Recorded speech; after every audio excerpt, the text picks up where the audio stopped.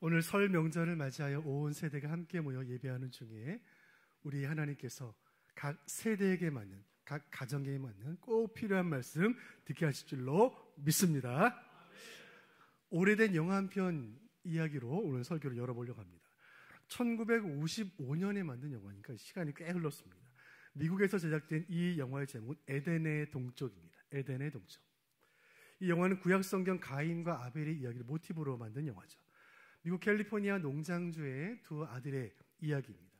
아버지께 인정받고 싶어했던 그 두 형제 간의 갈등과 질투의 이야기. 그 이야기 속에 당시 미국 젊은이들의 고독과 방황을 그려낸 명작 영화로 아카데미와 칸느에서 각각 상을 수상한 명작 영화입니다. 이 영화가 지금까지 오래도록 기억되는 이유가 또 한 가지 있는데, 이 영화에 등장한 한 배우 때문입니다. 이 극 중에서 반항기 넘치는 동생 역할을 했던 이 배우 때문에 이 영화가 세계에 보급이 되었는데, 이 한 편의 영화로 이 배우는 젊음과 반항의 아이콘이 되어 지금까지 세계적인 스타로 남았습니다. 이 배우는 제임스 딘이에요. 이 제임스 딘은 오늘날 90년대 우리나라 배우 장동건, 지금의 차은우를 능가하는 미남 배우로 세계적인 스타로 명성을 달린 배우입니다. 이 영화는, 에덴의 동쪽이라는 영화는 미국 작가 존 스타인백이 쓴 동명의 소설을 원작으로 한 영화예요. 이 영화와 소설의 제목이 된 에덴의 동쪽이란 말은 낙원에서 추방된 인류의 실존, 범죄한 인류의 현실, 하나님을 떠나 스스로 살아가려고 발버둥치던 인간의 비참한 실상을 함축하는 상징의 언어입니다. 에덴의 동쪽. 우리는 히브리서 11장을 본문으로 믿음의 영웅 시리즈로 말씀을 나누고 있습니다. 지난주에 첫 번째 시간에 우리가 만난 믿음의 첫 번째 영웅은 아브라함도 모세도 다윗도 아닌 아벨이었어요. 아벨은 죄인 아담의 아들이자 살인자 가인의 동생입니다. 형제의 손에 죽임을 당했지만 의로운 피로써 믿음의 증인으로 남은 순결한 인생 아벨. 오늘은 아벨의 죽음 이후 그 이후의 이야기부터 설교를 풀어가 보도록 하겠습니다. 하나님을 향한 분노와 형제를 향한 질투로 동생을 죽인 가인, 하나님께 저주를 받습니다. 가인의 직업은 농부였어요. 하나님은 그 땅을 저주하세요. 네가 아무리 밭을 갈아도 소용이 없을 것이다. 그렇게 낙원에서 추방된 가인은 에덴의 동쪽 땅 노시라는 땅에 거주하게 됩니다. 창세기 4장 16절 제가 읽어드리겠습니다. 가인이 여호와 앞을 떠나서 에덴 동쪽 노 땅에 거주하더니. 아멘. 낙원에서 추방된 이 가인의 분노는 사그러들지 않았습니다. 동생을 죽이고도 성에 차지 않는 거예요. 하나님으로부터 부당한 대우를 받았다고 생각했습니다. 그는 회개하지 않았어요. 하나님의 저주를 내 힘으로 막아내리라. 이제 이 땅에서, 에덴의 동쪽 땅, 이 노 땅에서 나는 하나님과 맞서서 스스로 독립하리라. 가인은 건너서는 안 되는 강을 건너고야 맙니다. 그렇게 창세기 4장은 에덴의 동쪽에서 살아가는 가인의 후손들의 이름들을 상세히 기록하기 시작합니다. 가인의 죄는 가인의 후손들을 통해 계속해서 이어져 가는 것이죠. 여러분 성경을 펴보시죠. 창세기 4장 보시죠. 창세기 4장 17절과 18절을 보시면 가인의 후손들의 이름이 등장하는데 동그라미를 쳐가면서 읽어보도록 하겠습니다. 4장 17절 18절 같이 보시죠. 시작.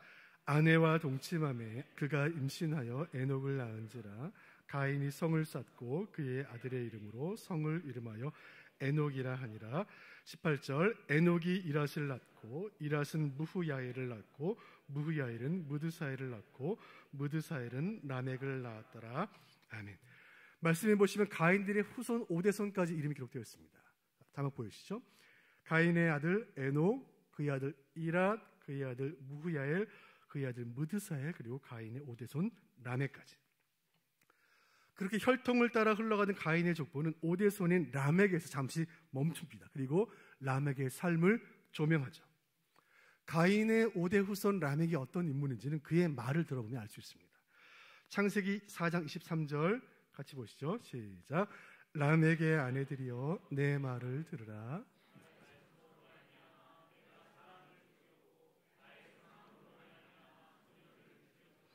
아멘.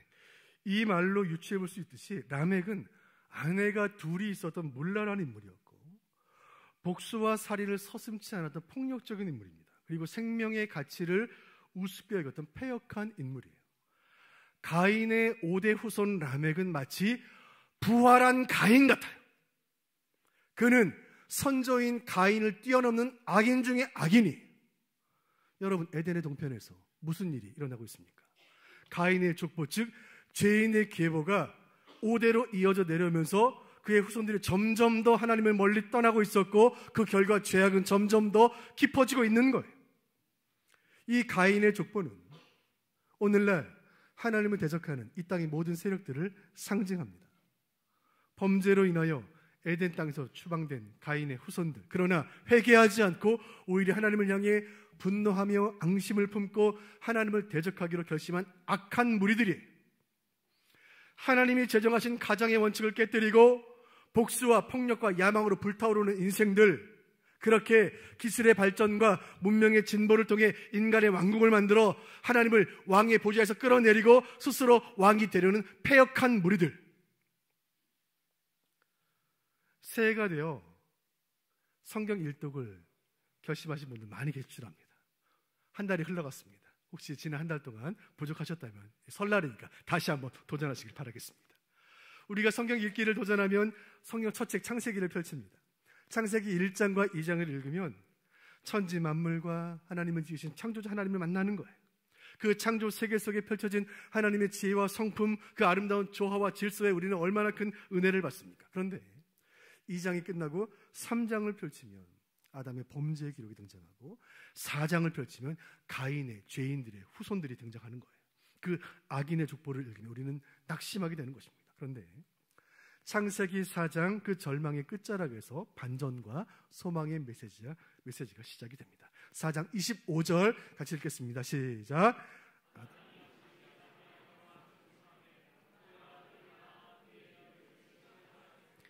이는 하나님이 내게 가인이 죽인 아벨 대신 다른 씨를 주셨다 함이며. 아멘. 아벨의 죽음으로 모든 것이 끝난 것이 아니었습니다. 하나님은 최초의 부부인 아담과 하와에게 새로운 아들을 주세요. 그의 이름은 셋. 그리고 이 셋도 또 그 아들을 낳습니다. 26절도 보겠습니다. 시작. 셋도 아들을 낳고 그의 이름을 에노스라 하였으며 그때 사람들이 비로소 여호와의 이름을 불렀더라. 아멘. 에덴의 동편에서 가인의 후손들이 악의 계보를 이어가고 있을 때 악이 더 확장되고 깊어가고 하나님을 대적하여 높은 성을 쌓고 있을 때 아담의 후손들은 에노스 때 이르러 하나님의 이름을 부르기 시작합니다. 소망과 구원의 역사가 시작이 된 것입니다. 이 두 계보가 창세기에 동시에 등장해요. 4장의 가인의 족보, 5장의 아담의 족보. 이제 서로 다른 두 개의 강줄기가 역사 속에 흘러가기 시작하는 거예요. 아담의 후손들을 창세기 5장이 기록하고 있는데 그 족보 내용들 한번 함께 보겠습니다. 아담의 후손들 보시죠. 자, 같이 읽어봅니다. 시작. 아담, 셋, 에노스, 게난, 마할랄렐, 야렛, 에녹, 무드셀라, 라멕, 노아. 10대의 족보가 기록되어 있습니다. 이 중 성경은 아담의 7대 손 에녹에게 집중해요. 지난 4장 족보에서 가인의 5대 손 라멕이 악인의 계보를 상징하는 인물이었다면 아담의 7대 손 에녹은 의인의 계보를 상징하는 인물입니다. 가인의 5대 손 라멕이 마치 부활한 가인 같았다면 아담의 7대 손 에녹은 마치 부활한 아벨 같은 거예요. 성경에는 비범하고 신비스러운 인물들이 많이 등장합니다. 그 중에 가장 신비스러운 인물이 오늘의 주인공 에녹이에요. 그는 죽음을 보지 않고 천국으로 갔습니다. 죽지 않고 하늘로 올라간 인물은 성경 전체에 딱 2명인데 에녹과 엘리야예요. 과연 무엇이 에녹을 이처럼 신비한 인생을 살게 했는지, 과연 무엇 때문에 에녹은 히브리서 11장 수많은 믿음의 영웅들 리스트에 2번째로 이름을 남길 수가 있었는지, 이 시간 하나님 말씀에 귀를 기울일 때에 특별히 온 세대가 함께 모여 말씀을 듣는 가운데 성령께서 각 세대에게 맞춤형 은혜를 주실 줄로 확신합니다. 믿음의 영웅 에녹이 우리에게 남긴 것은 무엇인지 지금부터 3가지로 사례로 살펴보도록 하겠습니다. 히브리서 11장 5절 말씀 같이 보시죠. 시작. 믿음으로 에녹은 죽음을 보지 않고 옮겨졌으니 하나님이 그를 옮기심으로 다시 보이지 아니하였느니라. 아멘. 에녹이라는 인물을 특징짓는 첫 번째 사실은 에녹은 죽음을 경험한 적이 없다는 것입니다. 지금 이 말씀을 듣고 있는 우리 모두는 각자 다른 경험을 하며 인생을 살아왔습니다. 특별히 민족의 설 명절이 시작되었는데 예배 마치고 이제 고향에 가시는 분들, 고향에 가시면 연세 많으신 부모님, 친지들을 만나게 될 것입니다. 그 연세 지긋하신 분들 가운데서는 일제치하를 겪으신 분들도 계시고 8.15 광복 경험하신 분들도 계세요. 한국전쟁 겪으며 그 가난했던 피난 생활, 격동의 역사를 체험하신 분들도 계시는 거예요. 여러분, 젊은 세대와 어른 세대가 서로를 이해 못하는 것은 서로 경험이 다르기 때문이에요. 나이에 따라, 고향에 따라, 삶의 형편에 따라 우리는 서로 다른 경험들을 하며 인생을 살아갑니다. 경험은 다 달라요. 그런데 나이를 초월하고 시대를 초월하고 환경을 초월하고 우리 모두가 동일하게 경험하게 될 것이 다 한 가지가 있는데 그것은 죽음이에요. 모두가 죽음을 경험해요. 죽지 않는 사람은 없어요. 이 단순하고 냉정한 진실 앞에서 우리는 겸손해지는 거예요. 그런데 오늘 주인공 에녹은 죽음을 경험하지 않았어요. 15절 다시 보여주세요. 15절 5절 말씀, 5절 상반절. 믿음으로 에녹은 죽음을 보지 않고, 영어 성경들은 죽음을 경험하지 않고 죽음을 체험하지 않았다 표현합니다. 창세기 5장 24절 제가 읽어드립니다. 에녹이 어떻게 죽음을 경험하지 않을 수 있었는지의 그 이유가 24절 설명이 됩니다. 제가 읽습니다. 에녹이 하나님과 동행하더니 하나님이 그를 데려가심으로 세상에 있지 아니하였더라. 아멘. 에녹은 하나님이 데려가셨어요. 산채로. 여러분, 창세기라는 성경은 모든 것들의 기원을 밝혀줍니다. 우주의 기원, 인간의 존재, 죄의 시작, 그 모든 기원이 창세기라는 한 권의 성경 속에 다 담겨 있습니다. 성경 창세기는 죽음의 기원은 죄 때문이라고 못 박아요. 죄 때문에 죽는 거예요. 그 기원을 창세기 2장 17절에 이렇게 말합니다. 같이 보시죠. 시작. 선악을 알게 하는 나무의 열매는 먹지 말라. 내가 먹는 날에는 반드시 죽으리라 하시니라. 아멘. 불순종의 결과는 죽음이라고 하나님 분명히 경고하셨고, 그럼에도 불구하고 불순종한 인간에게 불순종의 결과로 죽음이 임했으니 하나님의 공의로우심 앞에 죄인인 우리는 침묵할 수밖에 없는 거예요. 죄 때문에 다 죽는 거예요. 죄의 결과로 아들 아벨이 죽었을 때 아담은 아들의 장례를 치른 최초의 아버지가 되었습니다. 아들의 장례를 치른 아버지의 슬픔을 우리는 헤아릴 수 있을까요? 저는 목회를 하면서 가끔 자녀를 먼저 보내는 그 가정에 장례를 인도하며 부모님들을 말씀으로 위로할 때가 있습니다. 나보다 먼저 떠난 자녀의 장례를 치르는 부모의 슬픔은 너무 무겁고 너무 비통해요. 아담은 아들의 죽음 앞에서 슬프고 무섭고 두려웠습니다. 내 아들이 나 때문에 죽었구나. 내 불순종 때문에 내 아들이 죽었구나. 아담이 더 무섭고 두려웠던 사실은 이 죽음이 계속될 것이라는 사실이었어요. 이제 내 후손들이 다 죽겠구나. 나의 불순종 때문에. 그리고 실제로 죽음의 계보가 이어져 갑니다. 그 계보가 창세기 5장이에요. 여러분, 창세기 5장 댁에 가셔서 잘 읽어보세요. 어떤 인물이 몇 세를 살고 죽었더라. 5장 5절에 죽었더라. 5장 8절에 죽었더라. 5장 11절에 죽었더라. 5장 14절에 죽었더라. 죽었더라. 죽었더라. 죽었더라.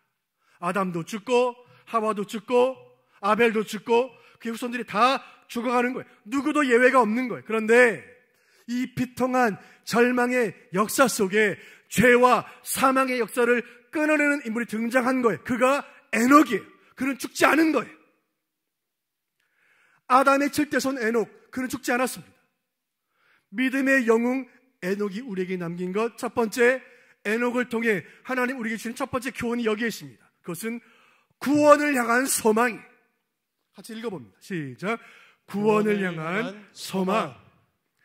하나님을 떠난 가인의 후손들이 에덴의 동쪽에 모여 죄악의 도성을 쌓고 스스로 하나님과 같이 되려고 하고 하나님께 도전하고 대적하던 그때에, 그래서 세상의 악이 관영해지고 죄가 창문해졌던 그때에, 죄의 결과로 그 저주와 사망과 비통의 역사가 흘러가던 그때에 그 모든 사망의 역사를 중단시키고 죄의 혈통을 중단시킨 인물이 태어난 것입니다. 그가 에녹이에요. 여러분, 에녹이라는 인물이 우리에게 주는 위로와 소망이 얼마나 크고 놀랍습니까? 세상이 아무리 약해도, 가인의 후손들이, 악인들이 아무리 판을 쳐도, 이단들이 아무리 득세를 해도 저와 여러분은 하나님의 백성들이니 하나님께서 저와 여러분을 마침내 구원하실 줄로 믿으시기를 바랍니다. 끝없이 이어지는 죽음의 계보 속에서 죽음을 보지 않고 하늘로 올라간 에녹의 이야기는 언젠가 저와 여러분에게 임할 미래적인 사건을 보여주는 예표인 줄로 믿으시길 바라요. 여러분, 이 일은 이제 우리에게 일어날 것입니다. 데살로니가전서 4장 17절 같이 보겠습니다. 시작. 그 후에 우리 살아남은 자들도 그들과 함께 구름 속으로 끌어올려 공중에서 주를 영접하게 하시리니 그리하여 우리가 항상 주와 함께 있으리라. 아멘. 주님 다시 오신 그날에 살아있는 모든 영혼들은 공중으로 휴거되어 구름 속에서 공중에서 주님을 만날 것이라 성경이 예언하고 있습니다. 여러분, 하나님이 산채로 데려가신 에녹의 이야기는 언젠가 주님 다시 오신 그날 지상의 모든 성도와 교회들에게 임할, 우리에게 임할 미래적인 사건인 줄로 확신합니다. 우리는 이 약한 세상에, 이 땅에 영원히 살도록 지음받은 존재가 아닙니다. 비록 우리는 지금 이 땅에 발 딛고 살아가지만 우리는 땅의 사람이 아니요 하늘에 속한 사람이라는 사실을 한시도 잊어서는 안 되는 줄로 믿습니다. 이 땅에 살아가는 하늘의 백성들에게 하나님께서 이 말씀을 통하여 위로와 소망을 주시는 거예요. 베드로전서 1장 3절 하반절 제가 읽어드립니다. 우리 소망의 근거가 무엇인가?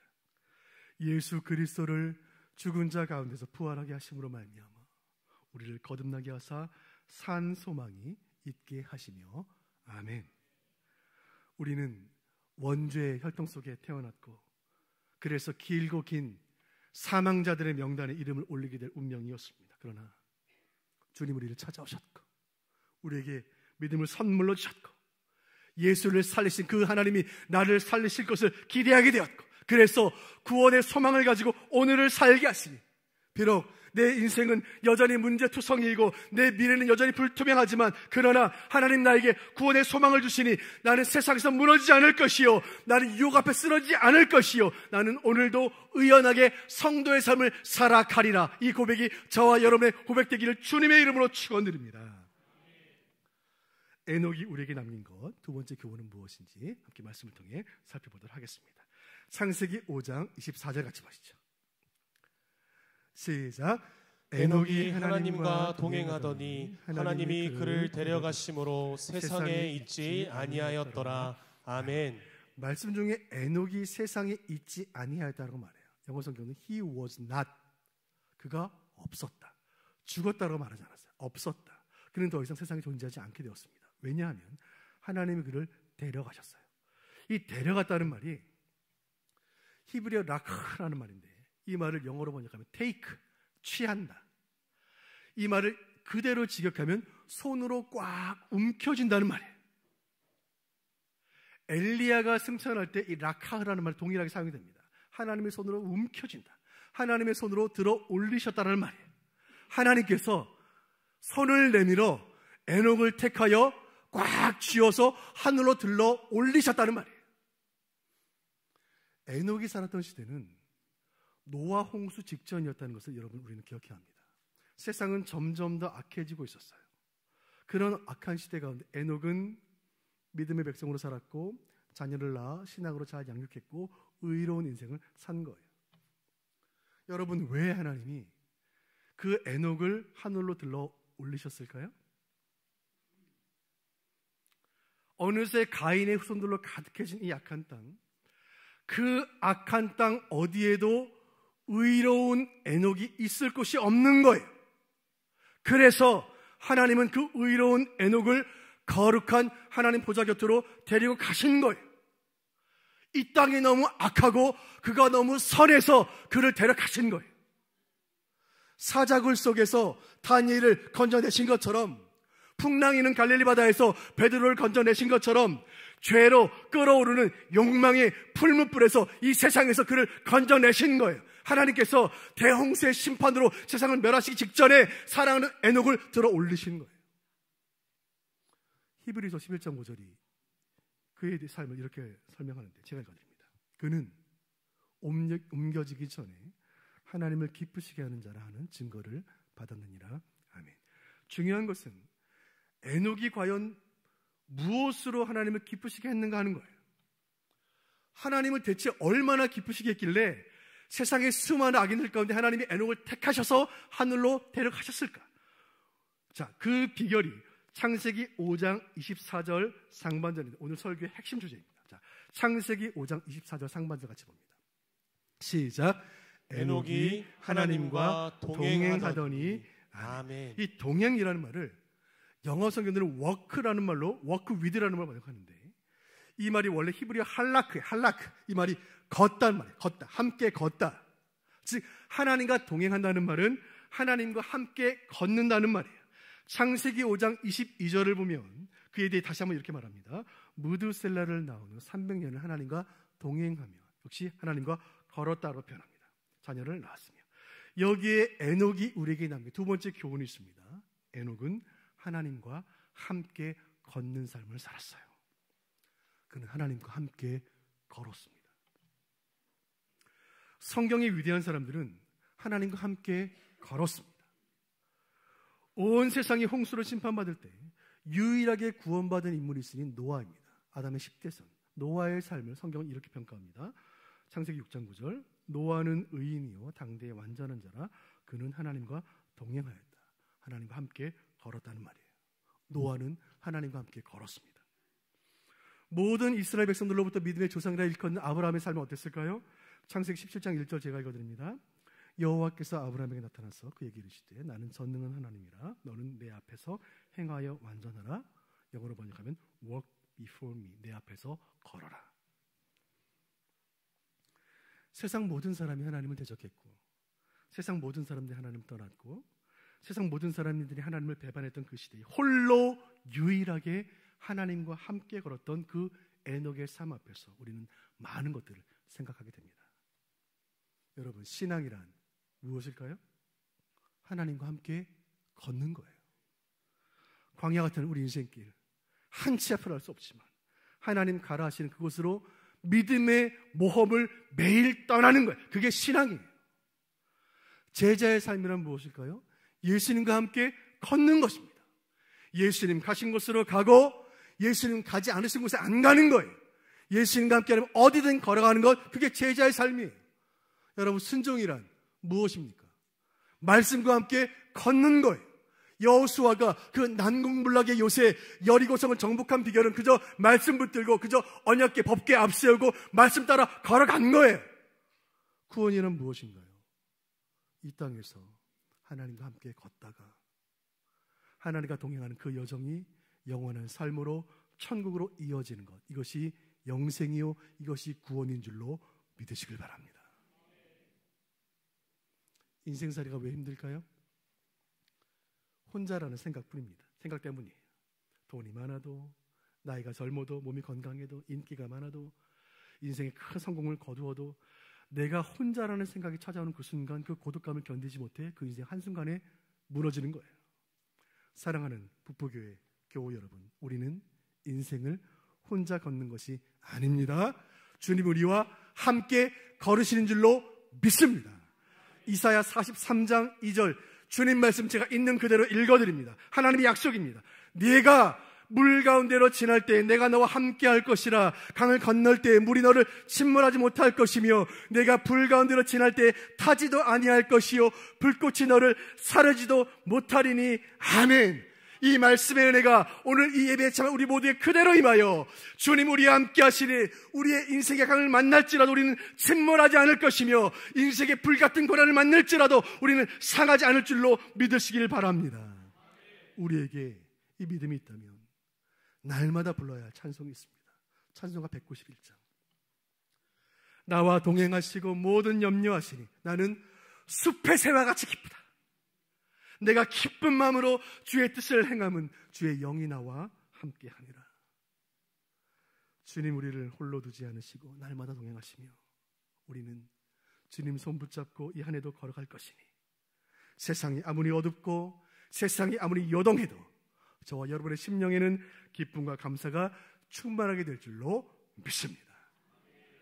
믿음의 영웅 에녹이 우리에게 남긴 것, 이 신비한 인물이 주는 세 번째 교훈은 경건의 능력이에요. 성경을 해석하는 제1의 원리는 성경은 성경으로 해석한다는 것입니다. 구약 창세기 5장에 등장한 에녹에 대한 말씀을 해석하는 것은 신약 히브리서 11장이에요. 구약은 신약으로 해석하는 것입니다. 그리고 이 구약의 인물 에녹의 생애에 대한 깊이 있는 해석이 기록되어 있는 신약의 또 다른 성경이 있으니 신약 유다서예요. 자, 유다서 1장 14절 15절 같이 읽어보겠습니다. 14절은 제가 읽겠습니다. 아담의 7대 손 에녹이 이 사람들에 대하여도 예언하여 이르되 15절은 같이 보시죠. 시작. 이는 뭇사람을 심판하사 모든 경건하지 않은 자가 경건하지 않게 행한 모든 경건하지 않은 일과 또 경건하지 않는 죄인들이 주를 거슬러 한 모든 안악한 말로 말미암아 그들을 정죄하려 하심이라 하였느니라. 아멘. 14절 다시 보여주시죠. 14절. 아담의 7대 손 에녹이라는 인물의 삶의 의미가 무엇인가? 15절 보세요. 에녹의 삶은 무엇 사람을 심판하사 모든 경건하지 않은 자, 경건하지 않은 일, 경건하지 않은 죄인들이 했던 모든 행위를 정죄해요. 누가요? 에녹의 삶이요.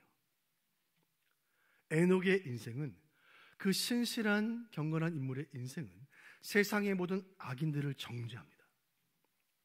에녹의 생애는 에덴의 동편에서 하나님을 대적했던 가인의 후손들, 그들의 악행을 낱낱이 고발합니다. 하나님과 함께 걸었던 에녹의 인생은 하나님 모욕하고 하나님 외면하고 복음 거부하고 하나님과 원수된, 지금도 그렇게 살고 있는 세상의 모든 악인들을 향한 거룩한 경고요 의로운 고발이에요. 에녹은 아담의 7대 손입니다. 에녹으로부터 3대가 지난 후 10대 손이 되었을 때 노아의 시대인데, 노아의 시대가 어땠는가? 창세기 6장 5절 제가 읽어드립니다.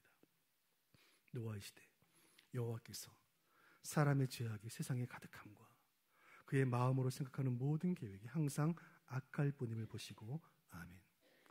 노아의 시대에 드디어 세상에 죄가 가득하게 됩니다. 온통 죄로 뒤덮였어요. 하나님이 지으신 아름답고 조화로운 세상이 완전히 파괴되었습니다. 그래서 하나님은 전 우주적인 홍수의 심판으로 세상을 청소하시고 처음부터 다시 시작하신 거예요. 그것이 노아의 홍수예요. 아벨의 의로운 피가 죽어서도 우리에게 말하고 있는 것처럼 에녹의 의로운 삶은 승천한 이후에도 우리에게 말하고 있습니다. 무엇을 말하고 있습니까? 지금 이 땅에 경건의 능력이 필요하다는 것이에요. 경건의 능력이란 시대의 악을 제어하는 힘이요, 세상의 죄를 통제하는 능력이에요.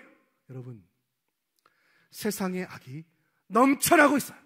그렇다면 창궐하는 악을 무엇으로 막을 수가 있습니까?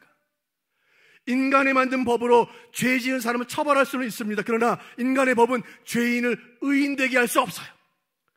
인간이 만든 제도로 악을 규제할 수는 있습니다. 그러나 인간의 제도로 세상을 정결케 할 수는 없어요. 세상의 악을 막을 수 있는 유일한 방편이 있으니 그것은 성도의 경건입니다. 여러분, 한 사람의 경건한 성도가 세상을 정결케 합니다. 에녹의 일생, 하나님과 함께 걸었던 그의 삶은 경건한 삶이 얼마나 능력이 있는지를 증거하고 있습니다. 가인의 후손들이 죄악의 도성을 쌓고 하나님의 아들들이 사람의 아들들과 통혼하던 그 불경건의 시대, 하나님은 에녹이라는 한 사람을 이 땅에 보내심으로 세상을 정죄하시고 경건의 능력으로 그 땅을 청결케 하시는 거예요. 그 능력으로 세상의 악과 대항했던 그 에녹이라는 인물의 삶 앞에서 우리는 한없이 부끄러워지는 거예요. 사도 바울은 말세를 이렇게 예언하고 있습니다. 디모데후서 제가 읽어드립니다. 디모데후서 3장. 말세에 고통하는 때가 이르러 사람들이 자기를 사랑하며 돈을 사랑하며 자랑하며 교만하며 비방하며 부모를 거역하며 감사하지 아니하며 거룩하지 아니하며. 우리 시대가 바로 이런 시대가 되지 않았습니까? 그렇다면 하나님께서 이 시간 우리에게 물으신 질문이 이거예요. 이런 시대에 살고 있는 성도들이여, 그대들에게는 경건의 능력이 있는가? 한국교회 성령께서 물으시는 거예요. 한국교회는 경건의 능력이 있는가? 우리 가슴을 철렁하게 하는 주님의 음성이 있습니다. 디모데후서 3장 5절 제가 읽어드립니다. 경건의 모양은 있으나 경건의 능력은 부인하니 이 같은 자들에게서 내가 돌아서라. 이 말씀 앞에 가슴을 치며 우려할 줄로 믿습니다. 오늘날 교회의 모습이 아니겠습니까? 오늘날 목회자들의 모습이 아니겠습니까? 오늘날 성도의 현실이 아니겠습니까? 경건의 모양은 있지만 경건의 능력은 없는 무기력한 성도, 무기력한 목회자, 무기력한 교회. 여러분, 이 약한 시대에 성도가 경건의 능력을 잃고 교회가 경건의 능력을 잃어버린다면 이 세상은 어디로 가야 합니까? 저는 수원북부교회를 위임받아 목회하는 담임 목회자로서 예배 때마다 축도할 때 두 손 들고 간구하는 기도가 있습니다. 주님, 우리 성도들은 세상을 정결케 하는 한 줌의 소금으로 뿌려지게 하여 주옵소서. 주님, 우리 교회는 세상의 어둠을 밝히는 한 줄기 빛으로 존재하게 하여 주옵소서.